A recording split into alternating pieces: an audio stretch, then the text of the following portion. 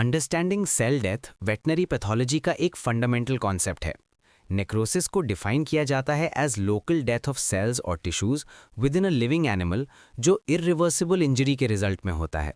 ये एपोप्टोसिस से बिल्कुल डिफरेंट होता है क्योंकि एपोप्टोसिस एक प्रोग्राम्ड एनर्जी डिपेंडेंट प्रोसेस है जिसमें सेल्स ऑर्डरली तरीके से डिलीट होते हैं और इन्फ्लेमेशन नहीं होता, जबकि नेक्रोसिस एक एक्सीडेंटल पैसिव प्रोसेस है जो यूजुअली इन्फ्लेमेटरी रिएक्शन को ट्रिगर करता है।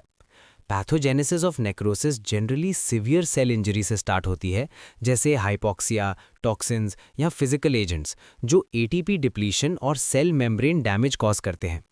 एनर्जी की कमी से सोडियम पोटेशियम पंप्स फेल हो जाते हैं, जिसके रिजल्ट में सोडियम और वाटर का इन्फ्लक्स होता है और सेल में सेल्यूलर स्वेलिंग या हाइड्रोपिक डीजेनरेशन दिखता है।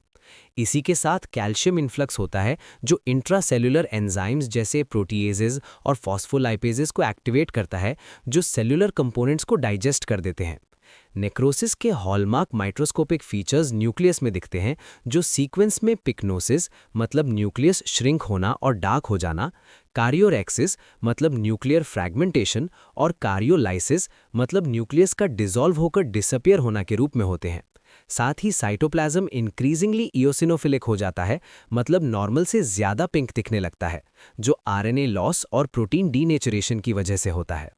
नेक्रोसिस के सेवरल डिस्टिंक्ट मॉर्फोलॉजिक पैटर्न्स होते हैं जो वेटनरी एग्जाम्स में फ्रीक्वेंटली पूछे जाते हैं और ये टिश्यू टाइप और कॉजेटिव एजेंट पर डिपेंड करते हैं।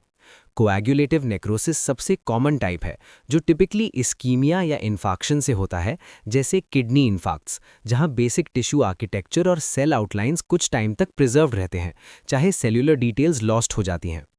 ज़ेंकर्स नेक्रोसिस, जो कोएगुलेटिव नेक्रोसिस का एक स्पेसिफिक फॉर्म है, स्ट्राइएटेड मसल को अफेक्ट करता है और ऑफन विटामिन ई डेफिशिएंसी या वाइट मसल डिजीज से एसोसिएटेड होता है, स्पेशली कैटल और शीप में।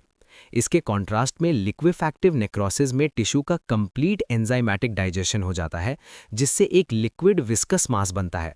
ये टिपिकली एब्सेसिस में देखा जाता है जो पायोजेनिक बैक्टीरिया से होते हैं, जहां neutrophils powerful hydrolytic enzymes release करते हैं, और ये सेंट्रल नर्वस सिस्टम के हाइपोक्सिक इंजरी में भी कॉमन है क्योंकि सीएनएस का लिपिड कंटेंट हाई होता है।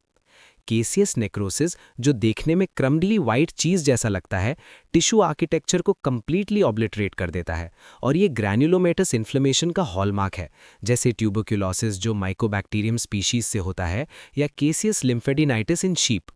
फैट नेक्रोसिस में एडिपोस टिश्यू का डिस्ट्रक्शन होता है, जो अक्सर पैनक्रियाटाइटिस या ट्रॉमा के दौरान पैनक्रियाटिक राइपेजेस के रिलीज से होता है। इस प्रोसेस में सपोनिफिकेशन होता है, जहां फैटी एसिड्स कैल्शियम के साथ कंबाइन करके चॉकी वाइट सोप लाइक डिपॉजिट्स बनाते हैं। गैंग्रीन एक क्लिनिकल टर्म है जो एक्सटेंसिव टिश्यू नेक्रोसिस को डिस्क्राइब करता है, जिसमें सैप्रोफिटिक बैक्टीरियल इन्वेजन और प्यूट्रिफैक्शन इन्वॉल्व्ड होती है। ये 3 मेन टाइप्स में क्लासिफाई किया जाता है, जो टिश्यू एनवायरनमेंट और बैक्टीरियल प्रेजेंस पर डिपेंड करता है। ड्राई गैंग्रीन यूजुअली एक्सट्रीमिटीज जैसे ईयर्स, टेल या लिम्स को अफेक्ट करता है और जनरली इस्कीमिया से होता है, जैसे फ्रॉस्ट बाइट, अर्गोटिज्म या फेस्क्यू पॉइजनिंग। इसमें टिश्यू श्रिविल्ड, लेदरी और ब्लैक हो जाता है और डेड और लिविंग टिश्यू के बीच एक शार्प लाइन ऑफ डिमार्केशन होती है। मॉइस्ट या वेट गैंग्रीन उन टिश्यूज में होता है जहां फ्लूइड कंटेंट हाई होता है, जैसे लंग या इंटेस्टाइन, ऑफन ट्विस्ट या वॉल्व्यूलस के बाद, जो रैपिड बैक्टीरियल ग्रोथ को प्रमोट करता है। इसमें लीजन स्वोलन, सॉफ्ट और फाउल स्मेलिंग होता है और क्लियर लाइन ऑफ डिमार्केशन नहीं होती। गैस गैंग्रीन सबसे सिवियर और often fatal form of wet gangrene है, जो anaerobic bacteria of genus Clostridium से होता है, जैसे क्लोस्ट्रीडियम चौवी या क्लोस्ट्रीडियम सेप्टिकम। इस कंडीशन में बैक्टीरिया गैस बबल्स प्रोड्यूस करते हैं, जिससे हेमरेजिक और नेक्रोटिक मसल टिश्यू के अंदर क्रेपिटस फील होता है। एग्जाम्स के लिए ये भी बहुत इंपॉर्टेंट है कि एंटीमॉर्टम नेक्रोटिक चेंजेस को पोस्टमॉर्टम ऑटोलिसिस से डिफरेंशिएट किया जाए, क्योंकि ऑटोलिसिस में इन्फ्लेमेशन एब्सेंट होता है, जबकि ट्रू नेक्रोसिस में इन्फ्लेमेटरी रिएक्शन प्रेजेंट रहता है।